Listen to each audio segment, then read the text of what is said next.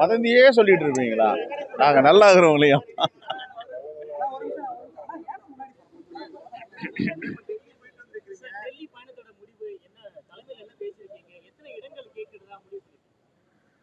எங்க டெல்லி பயணம் என்னது கட்சியுடைய கட்டமைப்பு, தேர்தலுடைய உத்தி, 40 தொகுதிகளையும் வெற்றி பெற வேண்டியதை பற்றி ஒரு ஆய்வு கூட்டம். இது ஏற்கனவே ஃபிக்ஸ் பண்ண கூட்டம். இதில் நம்ம தமிழ்நாட்டில் ஊடகங்களும் பத்திரிகைகளும் ரொம்ப தவறாக சித்தரித்து தவறான கருத்துக்கெல்லாம் இடம் கொடுக்கக்கூடாது. ஆத்தென்டிக்காக இருக்கிற செய்தியை நீங்கள் வெளியிடுங்க. நாங்கள் யாரும் அது மாதிரி ஆத்தென்டிக்காக எதுவும் சொல்லலை. அவங்க இஷ்டத்துக்கு என்னென்னவோ எழுதுறீங்க. இது அரசியல் ஒரு நாகரிகமான செய்தி கிடையாது. நாங்கள் திராவிட முன்னேற்ற கழகத்தை கூட தொடர்ந்து 4வது 5வது முறையாக ஒரு வெற்றி கூட்டணியாக அது அமைஞ்சிருக்கு. பேச்சுவார்த்தையை நடத்திட்டு இருக்காங்க புதுடெல்லியில் எங்கள் தலைவர்கள். எங்கே எங்களுக்குள்ளேயே பிரச்சனை வந்தது? ஒரு பிரச்சனையும் கிடையாது. எதற்காக யூகங்கள் நீங்கள் பாட்டுட்டு ஏதாவது ஒன்று செய்தியை போடுறது, பரபரப்பு ஏற்படுத்துறது? தயவு கூர்ந்து பத்திரிகை நண்பர்களுக்கும் ஊடகங்களுக்கும் இது மாதிரி ஒரு ஆத்தென்டிக்கான அங்கீகரிக்கப்பட்ட செய்தி நாங்கள் கொடுக்காம எதையும் யூகத்தின் அடிப்படையில் வெளியிட்டு குழப்பங்களை ஏற்படுத்த வேண்டாம். வேற ஏற்படுத்துறாங்க. 26ஆம் தேதி தலைவர் நினைவிடம் திருப்புவோம். நீங்க 27ஆம் தேதி உங்களுக்கு ஃபங்க்ஷன் இல்லையே? போனதுனால உங்களை தேடுனாங்க. ஒரு நாங்க மாண்புமிகு முதலமைச்சர்கிட்டையும் அமைச்சர்கள்கிட்டையும் தொலைபேசியில் அன்னைக்கு முன்னாலே சொல்லிட்டு இந்த 26ஆம் தேதி இந்த நிகழ்வு இருக்கு. 27ஆம் தேதி காலையில் பாம்பனில் ஆர்ப்பாட்டம் ராமேஸ்வரத்தில். அதையும் நாங்கள் முன்னாடி அறிவிச்சிருந்தோம். எங்கள் ப்ரோக்ராம் இப்படி தான் இருந்துச்சு அது. ஆனால் இவங்க இந்த ஆலோசனை கூட்டம் வச்சதுனால தவிர்க்க முடியாமல் போனோம்.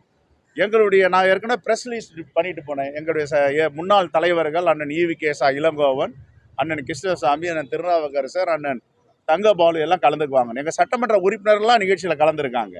அண்ணன் தங்கபால கலந்துருக்கார், பீட்டர் அல்போன்ஸ் அண்ணன் கலந்துருக்காங்க, எல்லாம் கலந்துருக்காங்க. ஏன் நீங்கள் எங்கள் உறவுக்குள்ளேயே எதுவோ ஒரு பிரச்சனை வந்துருச்சு அப்படி இப்படின்லாம்?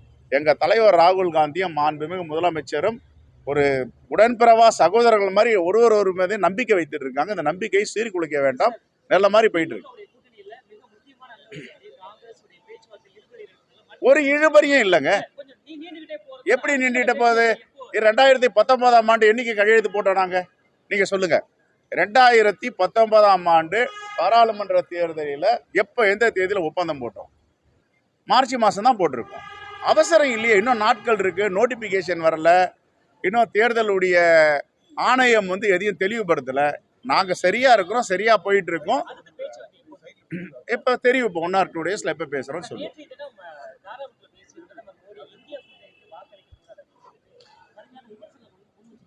இந்தியா கூட்டணிக்கு இந்தியா கூட்டணிக்கு வாக்களிக்க கூடாது என்பது இந்தியாவை மேன்மையடைய கூடாது என்று தான் அர்த்தம். அதுக்கு உண்மைக்கு புறம்பாக பேசுபவர்கள் இப்போ ஏற்கனவே அம்ரூத் இந்தியான்னு ஒரு திட்டத்தில் நவம்பர் மாதமே அடிக்கல் நாட்டி திருவாரூர்லாம் வேலை நடந்துட்டு இருக்கு. அரசியலுக்காக ஒரு மாயை ஏற்படுத்தி பல்லடத்தில் போயிட்டு இப்போ அம்ரூத் இந்தியா திட்டத்துக்கு அடிக்கல் நாட்டுறாரு. எய்ம்ஸுக்கு எத்தனை முறை நாட்டினாங்களோ, எவ்வளோக்கு உண்மைக்கு புறம்பா செஞ்சாங்களோ, அது மாதிரி எல்லா திட்டங்களும் உண்மைக்கு புறம்பா செய்யறதா பாஜக பிரதமருடைய வேலை. ரைட்?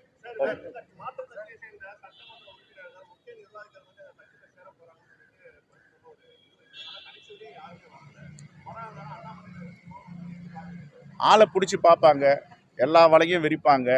இடி அனுப்புவாங்க, அவங்க நண்பர்கள் ஐடி அனுப்புவாங்க, சிபிஐ அனுப்புவாங்க, நம்பிக்கையோடு இருப்பாங்க வந்துடுவாங்கன்னு. அது ஆர்எஸ்எஸ் கட்சியை சார்ந்தவர்கள் தான், பயம் உள்ளவர்கள். இந்திய தேசிய காங்கிரஸில் பயமற்ற கன்றுகளாகத்தான் எல்லா தலைவரும் இருக்காங்க. நன்றி, தேங்க்யூ.